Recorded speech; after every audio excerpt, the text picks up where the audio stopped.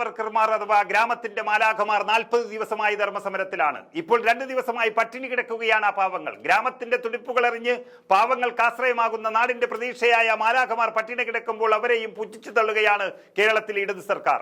Honorarium വർധന ആവശ്യപ്പെട്ടുകൊണ്ടുള്ള ആശാവർക്കർമാരുടെ സമരത്തെ വീണ്ടും തള്ളിപ്പറയുകയാണ് പിണറായി. സമരം തീരാതിരിക്കാൻ കാരണം സമരക്കാരുടെ പിടിവാശി എന്ന് സർക്കാർ പറയുമ്പോൾ KV തോമസ് വാങ്ങുന്ന ലക്ഷക്കണക്കിന് രൂപയുടെ ഓണറേറിയത്തെ കുറിച്ച് അവർക്ക് ഓർമ്മയില്ല. സെക്രട്ടേറിയറ്റ് നടയിൽ നിരാഹാര സമരം തുടരുന്ന ആശാവർക്കർമാർക്ക് വഴങ്ങാനില്ലെന്ന നിലപാടിൽ ഉറച്ചു നിൽക്കുമ്പോഴും ദില്ലിയിലെ കോടി ആരോഗ്യമന്ത്രിയെ നമ്മൾ കണ്ടു. കേന്ദ്ര ആരോഗ്യമന്ത്രി കാണുമെന്ന് പറഞ്ഞു പറ്റിക്കാൻ ശ്രമിച്ചതും അവസാനം തട്ടിപ്പാണെന്ന് മനസ്സിലായപ്പോൾ മലക്കം മറിഞ്ഞതും പിന്നീട് കേന്ദ്രമന്ത്രിയുടെ അപ്പോയിന്റ്മെന്റ് ഒപ്പിച്ചെടുത്തതെല്ലാം തോൽക്കുമെന്നുറപ്പിച്ച ഒരു പാർട്ടിയുടെയും സർക്കാരിന്റെയും സമനില തെറ്റിയത് കൊണ്ട് മാത്രമാണ്. ആശാവർക്കർമാരുടെ കാര്യത്തിൽ കേന്ദ്രം സംസ്ഥാനത്തെയും സംസ്ഥാനം കേന്ദ്രത്തെയും പഴിചാരുമ്പോൾ ആ സമരം UDF ഏറ്റെടുക്കുകയാണ്.